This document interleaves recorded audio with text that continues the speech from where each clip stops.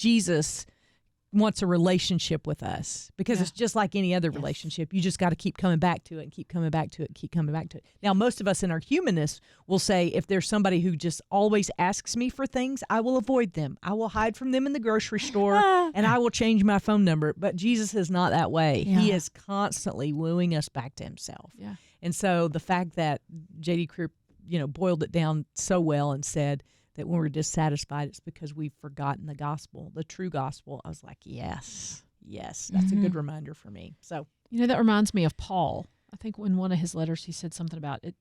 We count it all joy to face trials of all kinds, because trials produce perseverance, perseverance, character, hope. Yeah. I just think I left something out in there somewhere. I get the idea, though. It's true. But that's what I hear y'all saying, is that when we have the trials, when we have the times where it's the hardest, that's really when we can experience the most joy in the Lord. And that's opposite of what the world says. Right. The world says you're going to find that joy equals happiness, which joy does not equal happiness. No, that's correct. Joy really equals kind of satisfaction in the Lord. And that when we have trials, we'll find the joy in Him. So let me ask you this question, because as I was preparing, I also, looked up, I was going through scriptures about satisfaction and how the psalmist puts it in Psalm 90. He said, satisfy us in the morning with your unfailing love, that we may sing for joy and be glad all our days. Is the reason for dissatisfaction, so looking at it backwards, is the reason for dissatisfaction failed love? Failed love meaning we don't accept the love. We don't either. We God's don't got the accept love. for love, Yeah. or we look for it in other places. It's misplaced. Yes, Misplaced love. Yeah.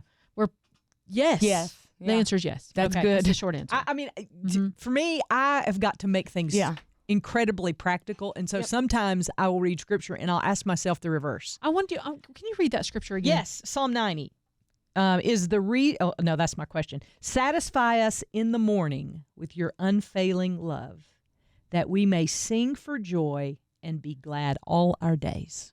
That I love that, and I love that it connects so beautifully to what Tricia said earlier about worship. That the overflow of that joy is singing. That's sorry, that was great. Yeah, I love that psalm. I do too. I love that. And God's love is unfailing. And so if we're not getting it, it's because we're not opening ourselves to it. And for me, it's just trying to be available for His presence. His presence is always there. He's waiting for us.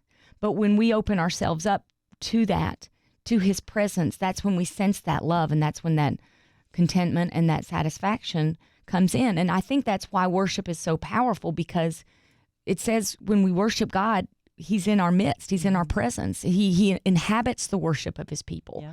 So opening the door to that presence is through worship, I think. And I think one of the other things that psalm also said is that every morning. Yeah. Which means I got to come back to you every single morning and be filled back up with the joy of the Lord and His faithfulness and satisfaction in Him alone. That it's not manna for today and tomorrow. It's manna for today. Yeah. He'll give us exactly what He needs for the battles we'll face today. Yeah. That's right. And I'm going to come back tomorrow and ask for the same thing. And if I start with worship and worship you again tomorrow, then I'll be filled back up. And, then my life will be the overflow of the worship in my life and the joy in my life.